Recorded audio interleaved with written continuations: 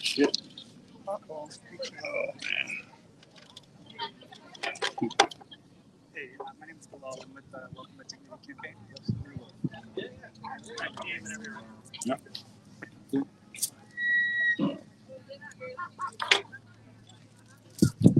Yeah? Yep. Oh, hold on one second.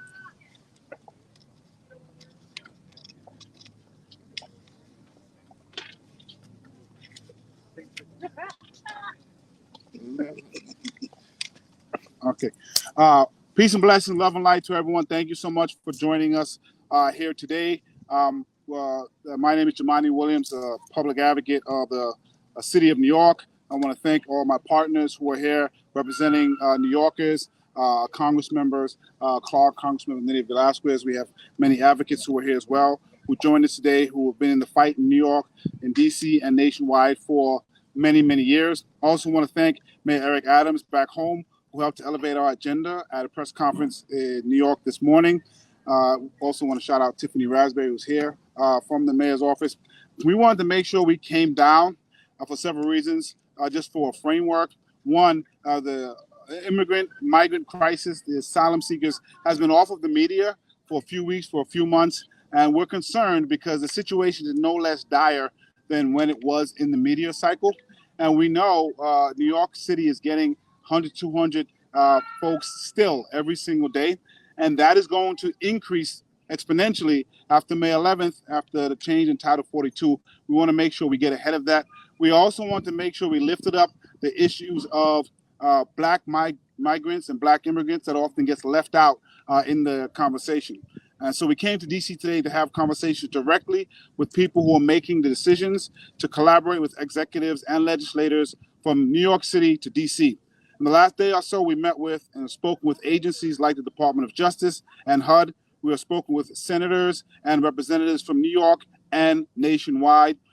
What we have found is that some folks, particularly those who are outside of New York, actually thanked us because they were unaware of how dire it still was since it has been off of the media cycle. And we want to make sure that even our New York delegation heard from us, and we're trying their best to move on one accord. So we found broad agreement on what we needed to do, but the way DC works, it felt sometimes there was a lack of urgency on many parts of it moving at the same time. We know that often DC moves slowly on immigration reform, on gun violence, and so many issues where we need to change. And sometimes it feels like DC is removed from these crises. But we see the urgency in New York City, the immediacy of it, the crisis, the immediacy of the crisis. We know that we can have quick action from DC if DC wants to move quickly, if it's a priority. It's happened before.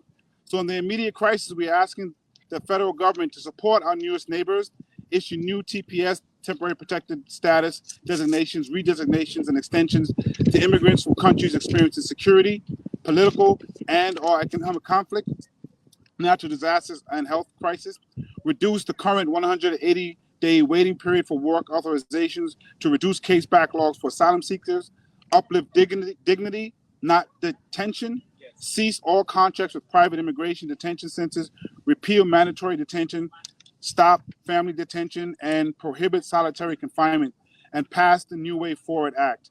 And of course, we need federal funding to meet the crisis. Right. The money issue is real. We are going to continue to push our city government to do what's morally and legally right to do at this money and time.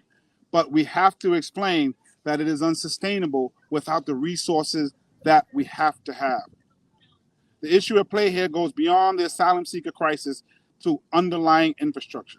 That's why we're also calling on Congress to take steps, including ensuring health care in a human right by expanding eligibility and access to Medicaid, CHIP, and Affordable Care Act health insurance, exchanges for DACA recipients and other undocumented immigrants. Also getting money to flow for vouchers for things like housing helps us free up space, particularly from folks and New Yorkers who have been waiting in our systems for a very long time. Getting folks out of the system will help new and aspiring New Yorkers and new Americans to come through the system.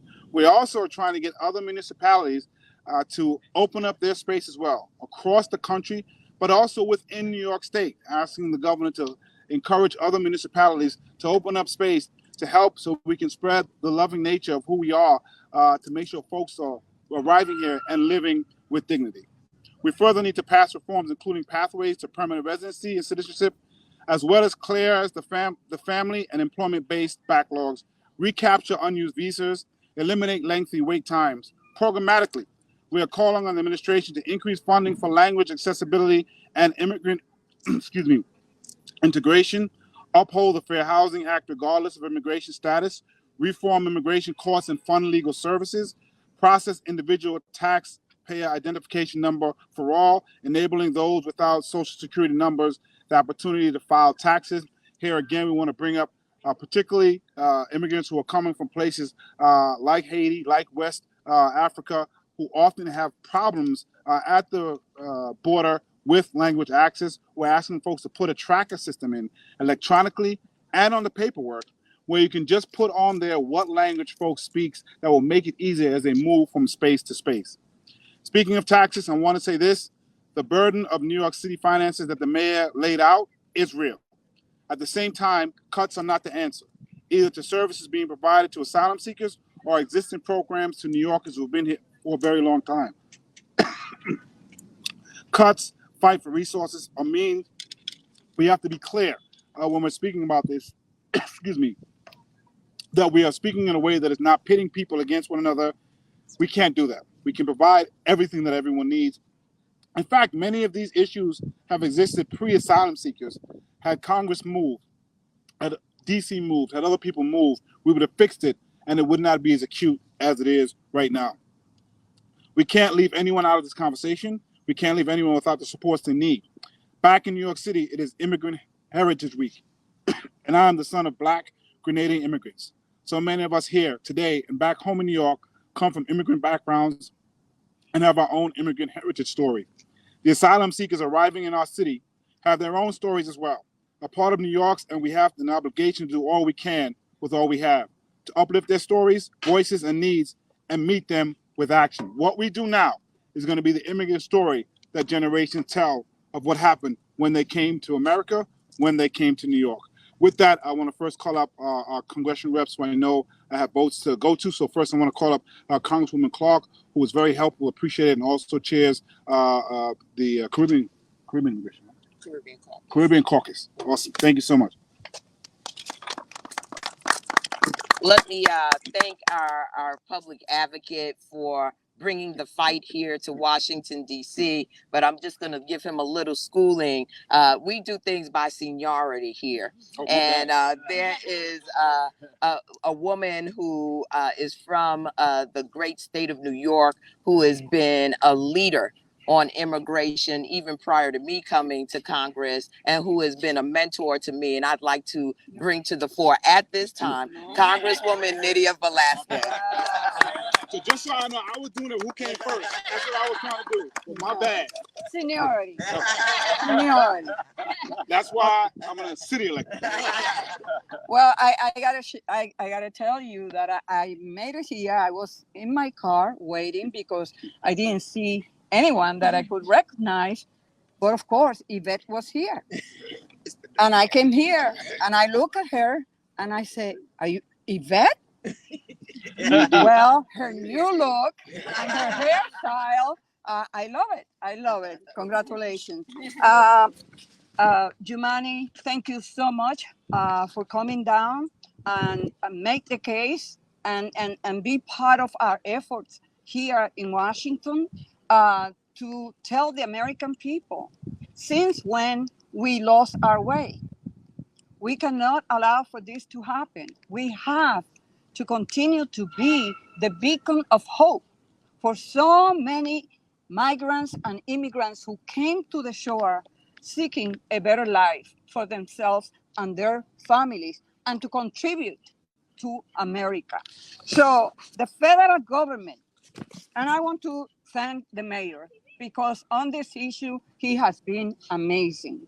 And we are here to support his effort, but also to recognize the financial burden that New York City has been dealing with and has been exposed to.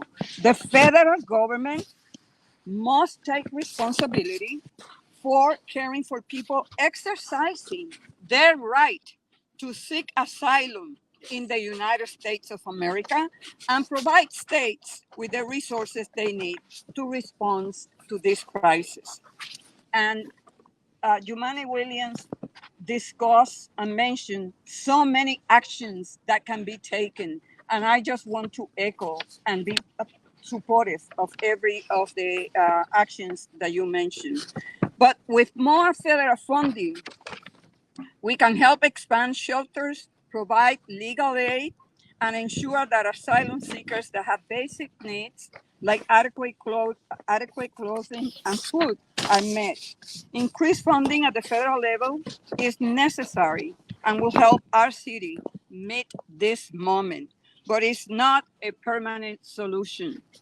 It is important to remember that this crisis did not begin a year ago and is not confined to New York City. It is the result of a broken immigration and asylum system that has needed fixing for so many decades. Our government must build the capacity of our federal agencies to process asylum seekers and ramp up our ability to process people seeking protection at ports of entry. We must also step away from policies like the Biden administration's proposed asylum ban, which will lead to more harm to men, women, and children fleeing their countries for a better life.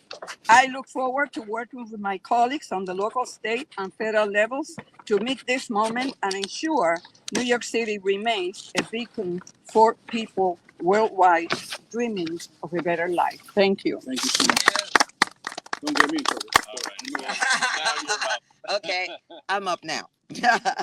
Let me say hello to everyone, hello to the press, hello to my colleagues and to the advocates who are here. I'm Congresswoman Yvette D. Clarke, and I proudly represent New York's 9th Congressional District in Central and South Brooklyn.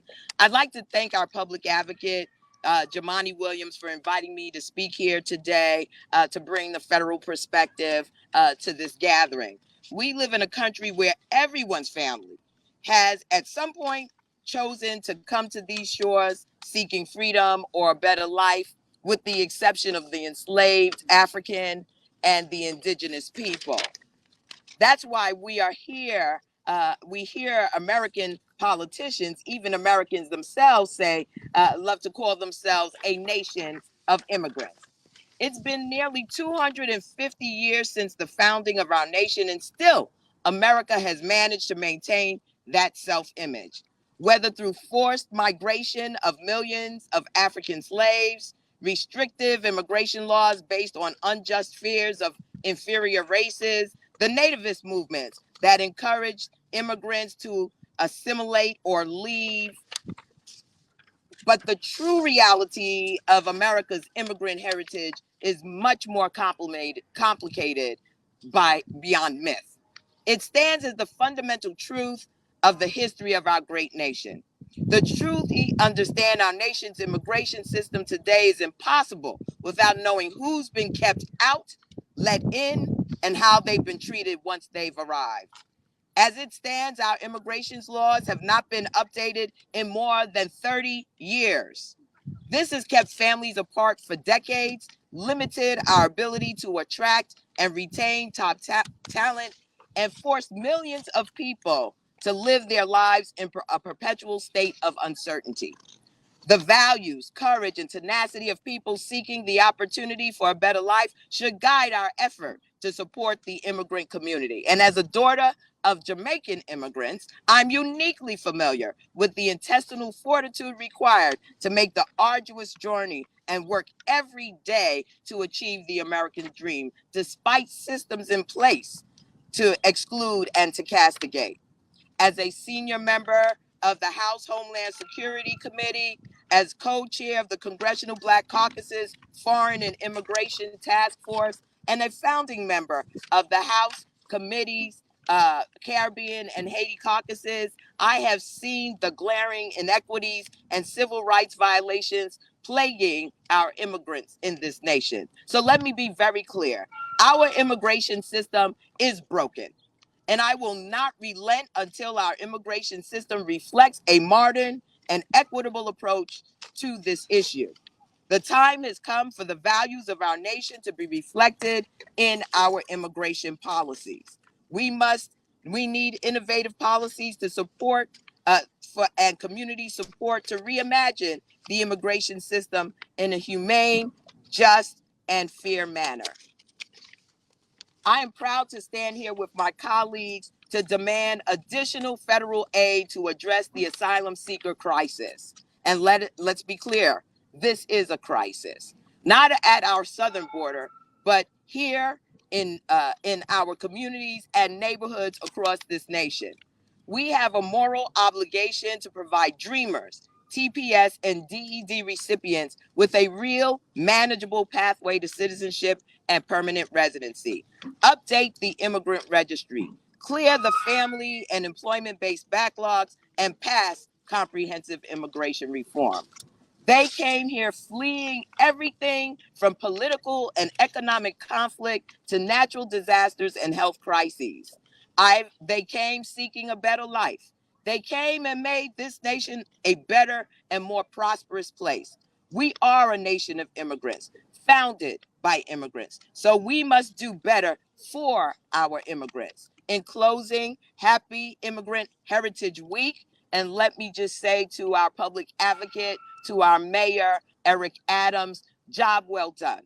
Thank you for your advocacy. Thank you for standing alongside those who are just seeking the American dream, who are fleeing persecution, violence, and economic crisis, climate change. We are better than the system that currently exists. With your advocacy, with your support, we're going to make that change. We're going to make that difference. And I yield back. Thank you so much. I think I know this one. So next up, our Congressman Alexandria Ocasio-Cortez. Thank you so much, and thank you to our public advocate Jumaane Williams, as well as all of our other advocates and community organizers here today, trying and making sure that we do not let our eye off the ball when it comes to justice for our immigrant communities, as well as allowing New York City to do what we do. From the beginning of this country, it is a tale as old as this country. New York City has been the place where immigrant families make their future in this country. And we must preserve that legacy, and we call on the administration to make the changes necessary so that we can continue to be that place in the world where families can aspire to come and transform their lives for the better. We have known for a very long time that when it comes to what New York City contributes to this country, it is an overwhelming amount of money, even in the form of taxes.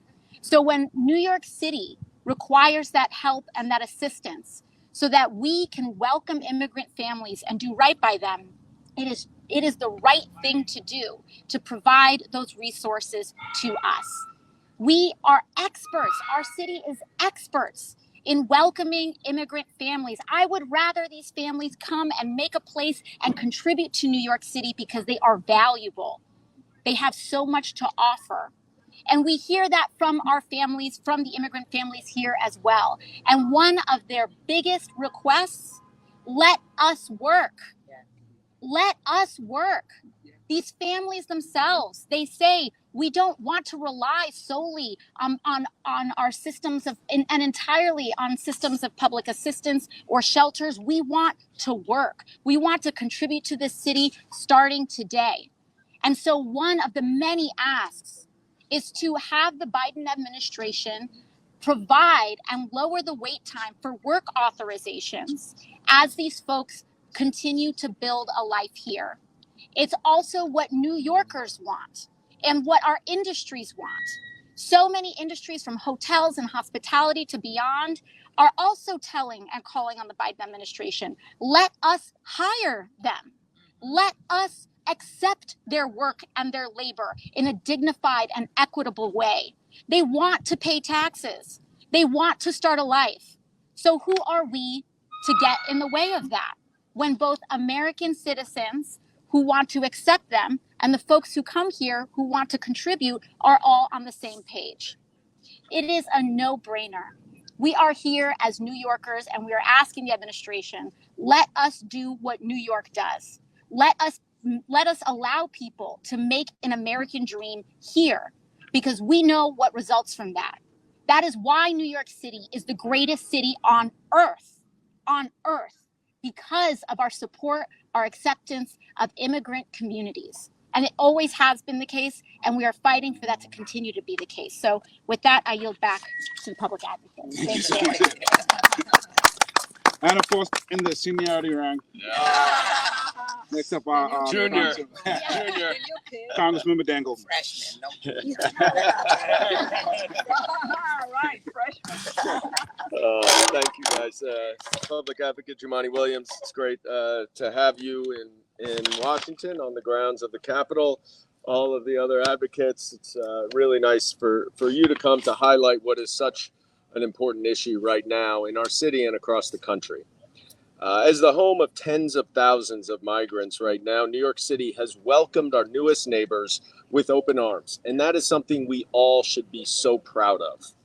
My grandmother was a baby when she escaped and her family escaped anti-Semitism in Russia and came through Ellis Island before settling actually down here in Washington, D.C., where she and her older brothers were able to live the American dream, go to college, and build lives for themselves. And I now have the honor of representing the 10th District of New York, which includes Ellis Island and looks out right at the Statue of Liberty. We are in my community as well, we have some of the shelters for many of the migrants and asylum seekers who have come to New York City. And just like Congresswoman Ocasio-Cortez said, when I visit them, and I went with the public advocate to see one of the shelters, all they are saying is that they want the opportunity to work. They bring skills, they bring experience, but they are willing to do whatever they can to build a life for their families here. Now, we are obviously dealing with this crisis because New York City is welcoming these migrants and asylum seekers with open arms, unlike many states on the border. And that, of course, is draining the city's budget. So I am happy to be able to sponsor two bills, or I should say request significant amount of money from the federal government along with my colleagues. We've called for $264 million to address the immigration case backlog. And we've also called for New York City to receive a significant share of the $800 million in the Shelter and Services Program to support the communities in the work that we need to care for new migrants. But because this issue of the right to work is such a critical one, I co-sponsored, along with some of my colleagues here, the Asylum Seeker Work Authorization Act. Because what happens right now is that even after you apply for asylum, which takes a long time, you have to wait 6 months to apply for work authorization. That is completely excessive and unnecessary and is a barrier to so many people to be able to build a life for themselves and to get off of the city's dole so that the city does not need to take care of them to provide them with shelter. We need comprehensive immigration reform, and we are going to continue to work on it. We are here together, along with the public advocate, to advocate for that immigration reform so that those who seek our shores to have a better life, to escape persecution, to escape the fear that so many are feeling right now around the world, can get access and opportunity to pursue the American dream. And that is what we are all here together. That's what we're here to highlight. And it has to start right now with the administration providing the necessary funding for all of the migrants who are bused to New York City and welcome with open arms. So I thank the public advocate for coming down to highlight this issue. I thank the mayor, Eric Adams, as well for all of his work and determination and dedication to ensuring that migrants and asylum seekers are treated with the dignity they deserve. And we look forward to continuing this fight. Thank you so much. Thank you. And thank you to our representatives. I know it's a busy day. Thank you so much for taking the time out. We're going to hear from some of our advocates I did want to lift up two things. One was just so as we have the work authorizations, I want to be clear because I can hear what some of the responses are going to be. Believe it or not, in many spaces, there are labor shortages that people are saying they need people to work. So these jobs won't be coming and be taken from other communities. They are available, and that we want to match the people who need labor with the people who want to work. That's all that this is, and everybody on many sides agree of how important that is. So I don't want to, again, pit us versus them. There's a labor shortage. We have labor, people who want to work and can't work. And secondly, just making sure we uplift them. These problems did not start with the asylum seeker. It has made it more acute because of where we are. But had we dealt with the broken immigration system before, had we dealt with the housing crisis before, we would not be where we are today. I want to thank the advocates as well. We could not have done this day without the advocates helping, pushing, making sure that we had the right talking points. So I want to call up many of the advocates who are here today. First, Bilal Askara. Oh, man. Askaria. Bilal Askaria, welcome to Dignity. They jack up my name all the time, so I apologize. Thank you. Thank you so much. Thank you so much. Thank you, everybody. My name is Bilal Askaryar. I lead the Welcome with Dignity campaign for asylum rights, and I just don't lead the campaign. I also came here as a child with my parents when I was only 5 years old, fleeing the war in Afghanistan.